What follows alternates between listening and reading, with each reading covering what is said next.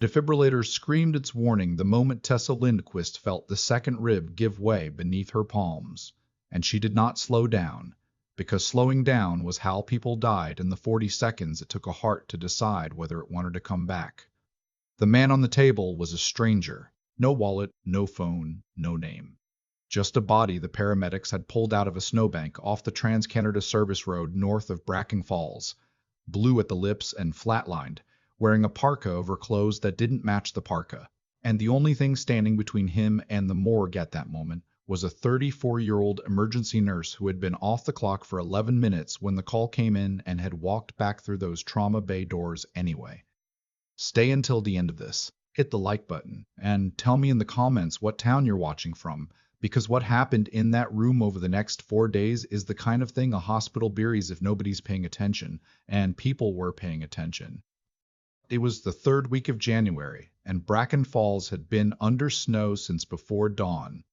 The kind of snow that didn't fall so much as accumulate, quiet and relentless, until the whole town went soft at the edges. Tessa had grown up 2 hours east of here, in a smaller place than this, and she still found the silence of a heavy snowfall to be the closest thing she knew to peace. She'd been thinking about that silence in the locker room, coat halfway on, when the radio crackled with a trauma inbound, and her hand stopped moving on the zipper of their own accord. She didn't decide to go back. Her body just turned around. That was the part the administrators at St. Mont's, Aubrey Regional, never understood about her and never would. She wasn't trying to look dedicated. She wasn't building a case for a promotion. She simply could not make herself walk out a door when she knew what was coming through the other one. And she knew, the way you know your own hands, what happened when the wrong person was standing at that bedside instead of her. She'd been a nurse at St. Aubrey for 4 years. Before that, she'd done her training on a brutal, compressed schedule, working overnight shifts stocking shelves at a grocery distribution warehouse to pay for the tuition her student loans didn't cover. And before that, the part she didn't tend to volunteer at the staff Christmas party. She'd spent 3 years as a medic with a forward surgical team, deployed twice, working in tents on plywood floors, where the phrase, "we don't have that here," was not a tragedy, just a condition you worked around. She was not a large woman. Brown hair she kept tied back so tightly it pulled at her temples by the end of a shift, scrubs gone soft and pale from 1,000 washes.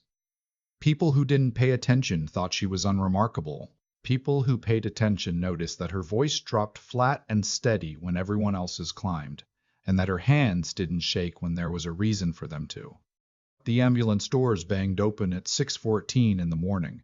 The paramedics came in talking fast and overlapping, which was how you could always tell it was bad. The man was big, easily 220 pounds, found face down in the snow at the edge of the old mill road with no identification of any kind. His pressure was in the floor. His skin was the color of wet concrete. The attending that morning was Dr. Preisel, Henrik Volkov, a heavy, slow-moving man who'd been at St. Aubrey for 15 years and had the particular calm of someone who had genuinely seen everything once already. He started calling orders before the gurney cleared the bay and Tessa slid into her place beside him without a word, because that was the rhythm the two of them had built over 4 years. Not friendship exactly. Something steadier than that. "What's his pressure?" she asked, snapping on gloves. 60 over nothing, the medic said.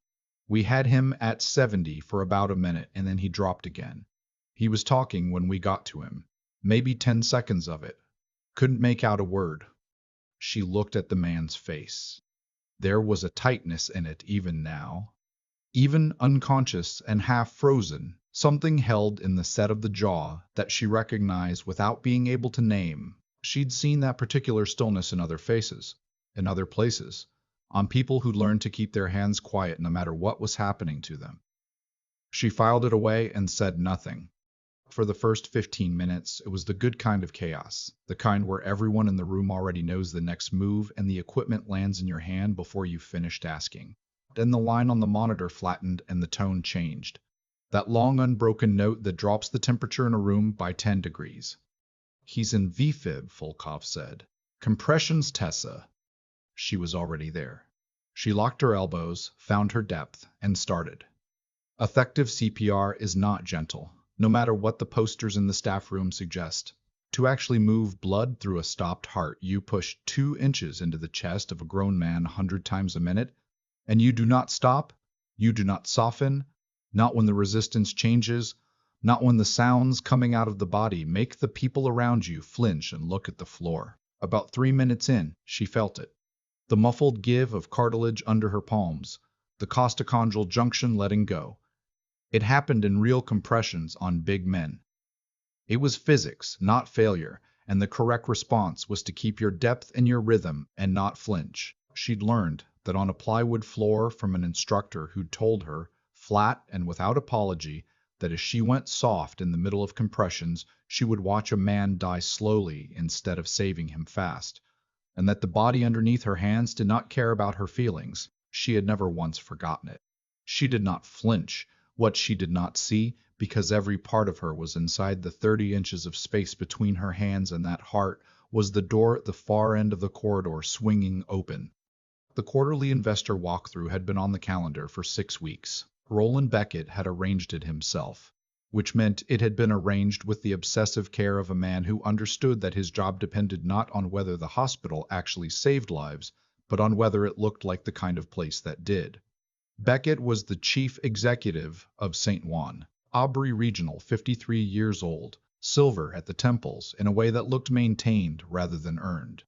He had come up through finance and operations and administration, the whole career spent at a careful distance from any room where the consequences of his decisions actually played out. He genuinely believed, in the unexamined way people believe things they've never been forced to test, that the single most important thing about a hospital was the impression it gave. He had brought 5 potential donors through the trauma corridor that morning because the corridor was wide and bright and photographed beautifully, and because he had scheduled the tour to miss the morning intake rush. He had not accounted for a man dying in the snow off the mill road. He had not accounted for any of it. The glass panels along the corridor gave the donor group a clean line of sight into Trauma 2. What they saw at 6:33 was Tessa Lindqvist standing on a step stool for leverage, driving her whole body weight down into the chest of the largest patient in the building, while Dr. Volkov called out intervals and a second nurse worked the crash cart and the monitor shrieked. They also saw, if any of them knew what they were looking at, the small flecks in the man's ribcage that meant the compressions were working, that blood was moving, that a life was being held open by force. Roland Beckett did not see any of that. What Roland Beckett saw was a woman who appeared, to his eye, to be assaulting a patient in front of the people he was trying to impress. He turned to the administrator beside him and asked, low and furious, who had authorized this, why it was happening here, in full view. Because that's where the patient is, the administrator said, and immediately looked like he wished he hadn't. Beckett straightened his jacket. 2 of the donors had drifted closer to the glass. One of them, an older man with a soldier's posture and a visitor badge that read L. Hargrove, had not looked away from the bay once. Beckett made up his mind in the space of about 4 seconds, and he pushed open the door to Trauma 2. The shift in the room was instant and involuntary, not panic, just a reorientation of attention toward the man who had walked in carrying himself like he owned the place, which technically he did. That kind of authority lands differently in a room where someone is dying. Dr. Volkov, he said, his voice very controlled. I need this bay cleared. Volkov looked up once, registered who it was, and went back to the patient. This isn't a good time, Roland. The donors are in the corridor, Beckett said. I need this situation relocated, or resolved. Tessa did not stop. She was at the 2-minute mark of the cycle, and her arms were burning the way arms burn when they're doing exactly what they're supposed to do.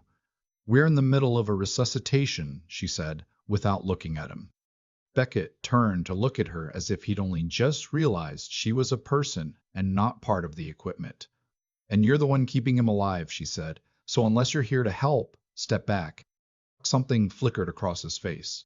The specific irritation of a man not accustomed to being addressed that way by someone he ranked so far above. I am the chief executive of this institution. And he's in VFib with a pressure that was 60 over palp 20 minutes ago, she said. And if I stop compressions now, he dies. The sir, she added at the end, was not deference. It was punctuation. Volkov had gone very still in the way doctors go still when they're deciding whether they're about to have to intervene. Beckett looked at the man on the table, at the monitors, at Tessa's hands maintaining their depth and rhythm, with a mechanical precision that was, to anyone paying the right kind of attention, remarkable. Then he looked back at her and said with complete evenness, "Stop the compressions." The room went quiet in a different way. "The donors out there," he said, his voice dropping almost to conversational, "are deciding whether to commit $8 million to this hospital's expansion. What they are watching right now is not something I can let represent St. Aubrey." She looked up at him, and there was no anger in it, which somehow made it land harder. "He'll die," she said. "I'll accept that outcome," Beckett said. She heard Volkov draw a breath. And then Beckett did the thing that would later be written into 3 separate incident reports in nearly identical words. He stepped forward and put his hand on her shoulder to physically pull her back from the table.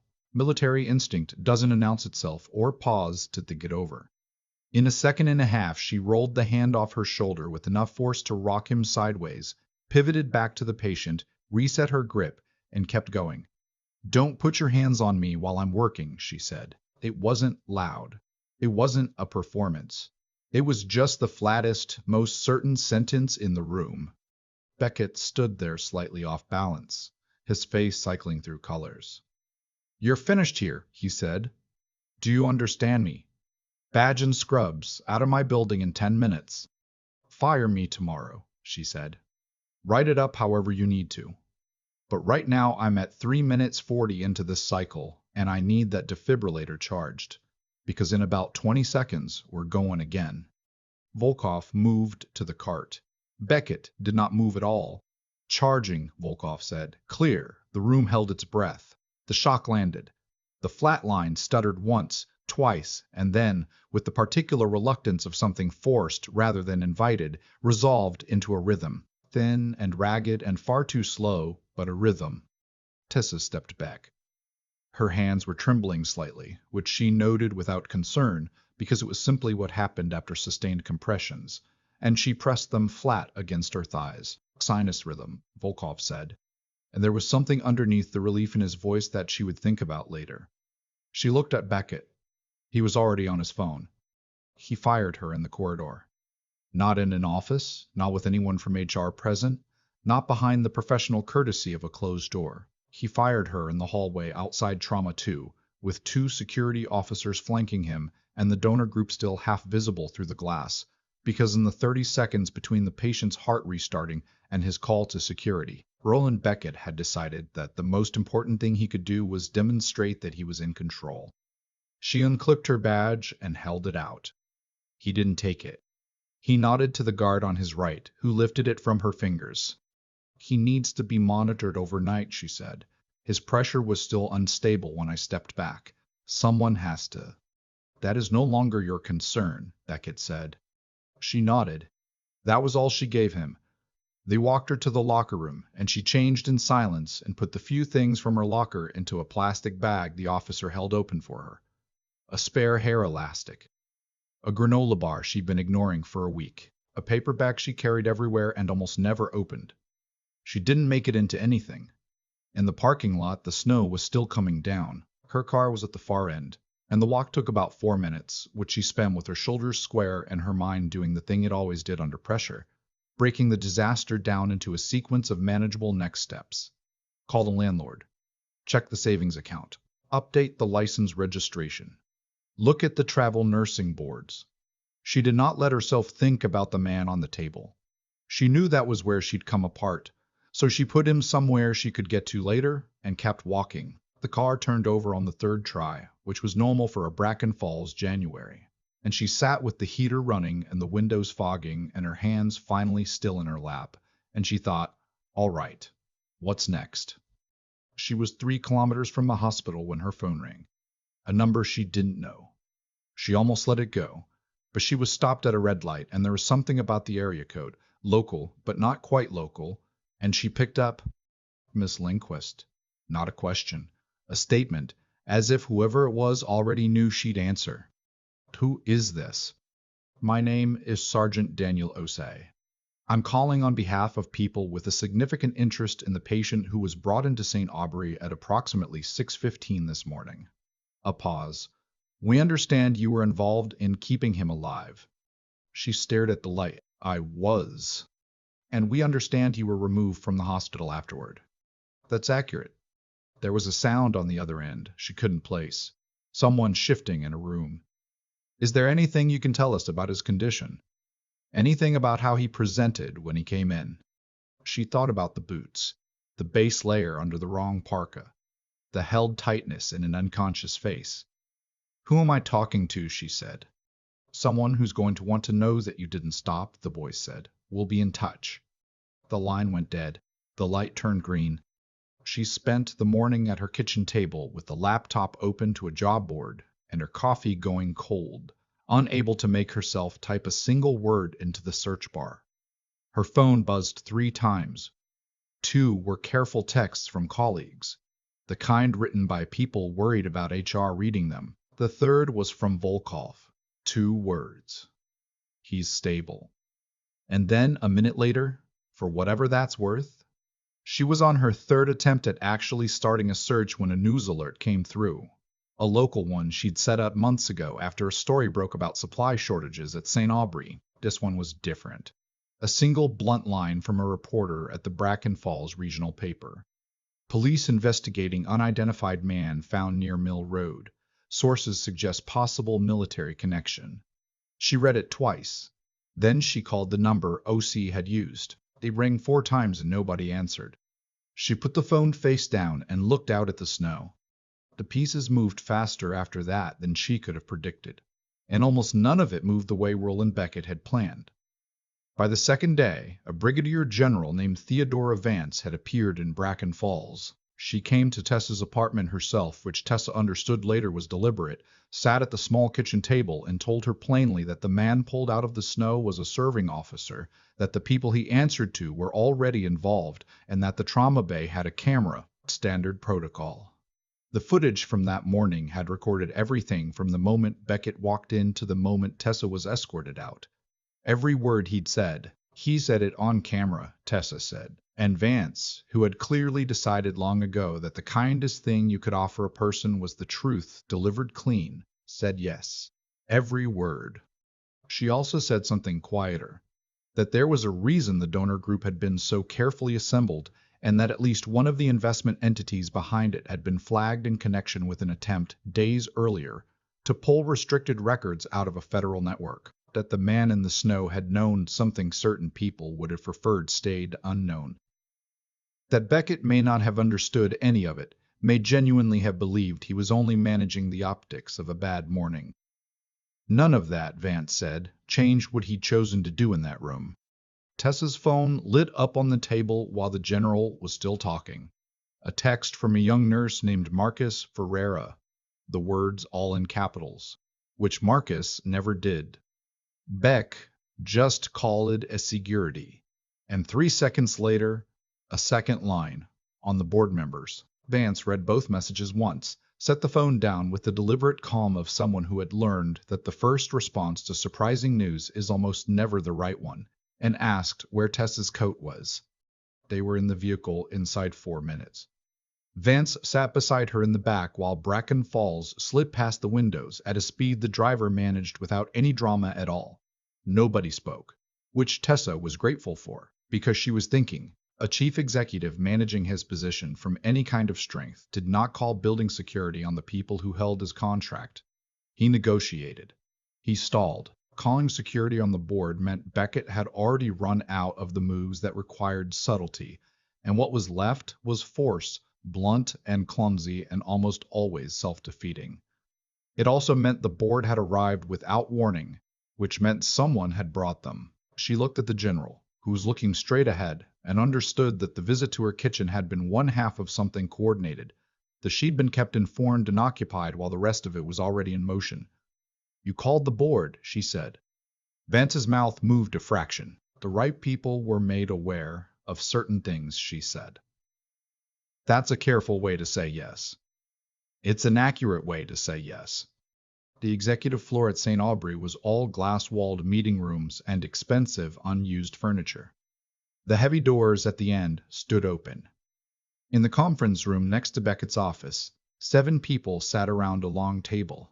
Board members, the hospital's chief medical officer, a thin lawyer already on his feet, and at the head of it, still in his suit, still wearing the maintained composure Tessa was beginning to understand was the only consistent thing about him, Roland Beckett. He saw Tessa before he saw the general, and something crossed his face. Not fear exactly, more the recalibration of a man realizing the shape of the room had changed. Then he saw the uniform. General Vance set a folder on the table. "This is a summary prepared on behalf of Colonel Hale's command," she said. "It covers the events in Trauma 2 from 6:15 to 7 o'clock on the morning of the 9th. Timestamps, clinical records, and a transcript of the surveillance footage from that room." She paused. "I'll give everyone a moment." The quiet while they read had weight to it. One board member, a heavy-set man who hadn't introduced himself, stopped on what Tessa guessed was the transcript page, read something, read it again, and looked up at Beckett with an expression worse than anger, the look of a person realizing they'd been represented by someone they'd never actually met. "Roland," he said, "did you say this?" Beckett's jaw tightened. "That's out of context." "It's a direct transcript," the man said, "of you telling a nurse to stop CPR because donors were watching. Is that what happened?" The chief medical officer, a careful woman named Dr. Priya Anand, closed her folder and said that Tessa Lindqvist's protocol adherence during that resuscitation had been textbook, that everything she did was within scope, that the rib fracture was an expected outcome of effective compressions on a large adult, that the patient's return to sinus rhythm had happened because of her actions and not in spite of them. She looked at Beckett. "Despite them," she said. The board chair, a composed woman in her 60s named Eleanor Whitfield, looked from the general to Beckett and back. She had served on 3 hospital boards, she said, sat through more regulatory reviews than she could count, and never once encountered documentation that looked like this. Then she looked directly at Tessa for the first time. "Miss Lindqvist, you were terminated the morning of the 9th. "I was," Tessa said, "while the patient whose life you'd just preserved was still in critical condition in the next room." "Yes." Whitfield looked back at Beckett, and something in her face had resolved. "Roland," she said, "I need you to step out." They put Tessa in a side room with a chair and a window and a bad cup of coffee while the board went into closed session. Dr. Anand came by once. She sat down across from Tessa and said she owed her an apology, that she had known before the 9th that Beckett's instincts in clinical situations were a problem, that there had been smaller incidents, deniable ones, choices that compromised care at the margins, and that she had documented them and never escalated them.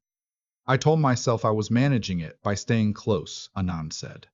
"What I was actually doing was making peace with something I had no business making peace with." She had testified to all of it that morning, and she wanted Tessa to hear it from her before she heard it anywhere else.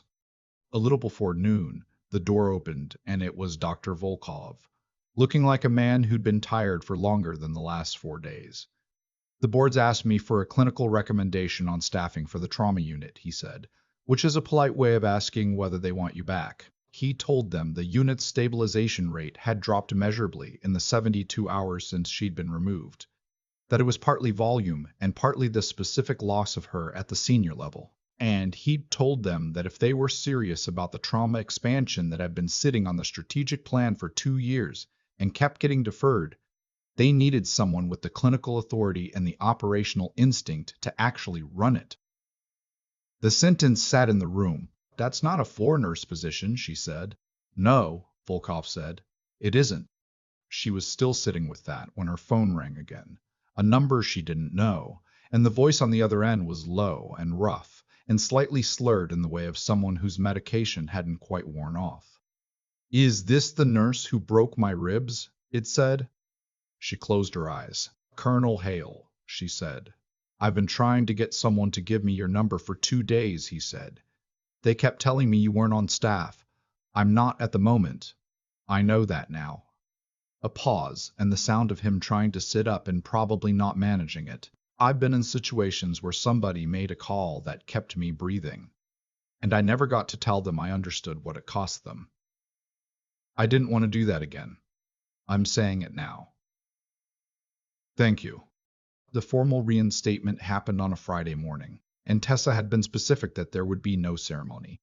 No assembled staff, no speech, nothing staged for the optics. Just a conference room, the contract, an equipment review that ran longer than the morning probably warranted, and the people who needed to be there. She signed at 9053. Whitfield slid a badge across the table.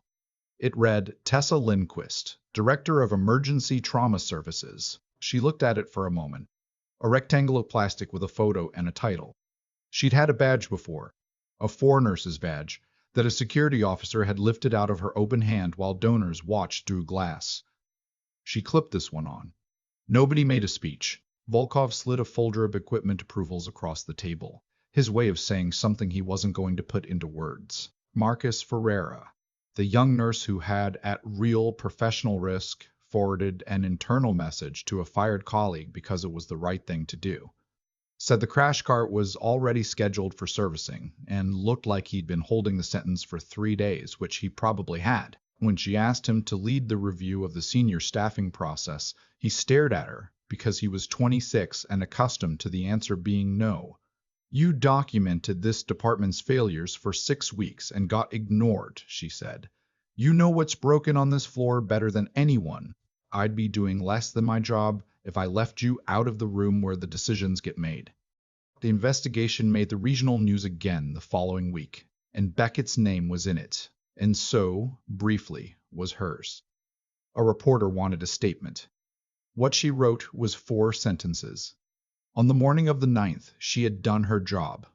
The patient had survived. The investigation that followed was ongoing, and she would support it fully. And what she hoped people would take from it was not a story about exceptional heroism, but a reminder that the most important decisions anyone makes are usually the ones nobody is watching, in the moments when stopping would be easier than going on.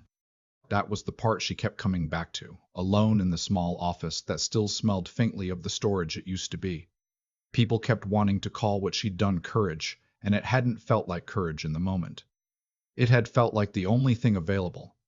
The math had been simple. If she stopped, he died. If she kept going, he might live. She knew how to keep going. So she had. What she hadn't calculated was the cost, the parking lot in the snow, the 3 days at the kitchen table, the cold clarity of a badge lifted out of her hand. She wasn't going to let anyone, including herself, sand those days down into a clean little lesson. This was not a story about how things always work out. It was a story about one particular set of circumstances in which accountability worked, because enough people, a general, a doctor, a young nurse with a conscience, a board chair who was genuinely appalled, each did their small piece of the job. It had come within a few minutes of not working at all. The system had not saved her. People had. Specific, tired, imperfect people who made hard calls under pressure, and mostly got them right. That distinction mattered, because what you believed about how justice worked determined how you behaved when it wasn't working yet. If you believed the system would right itself on its own, you waited. You managed the relationship. You sent reports into inboxes and hoped. If you believed that systems were only ever as good as the people inside them, you did not stop compressions because a man in a suit told you to. She stopped by the unit on her way out at the end of that first day as director.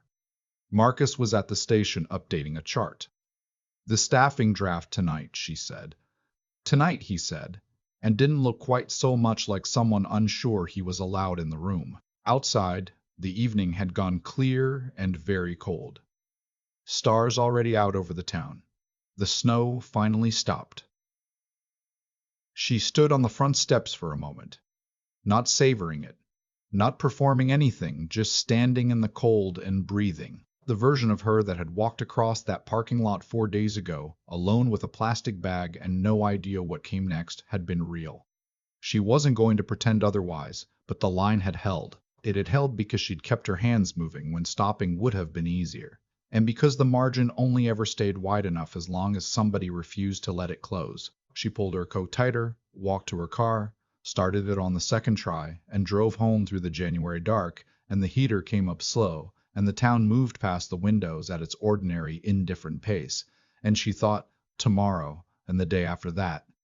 That was enough. That had always been enough. I keep coming back to the 4 seconds Roland Beckett took to decide that a man's life was worth less than a tour. 4 seconds. That's the whole hinge of it when I lay the story out in my head and try to understand why it ended the way it did. Everything that happened afterward. The board session. The general at my kitchen table. The badge that said director instead of the one a security guard lifted out of my hand. None of it came from luck. It came from choices, his and mine, stacked one on top of the other until they had to land somewhere. Beckett's choice was the easy kind, the kind that asks nothing of you in the moment and takes everything from you later. He chose what the room looked like over what was actually happening in it.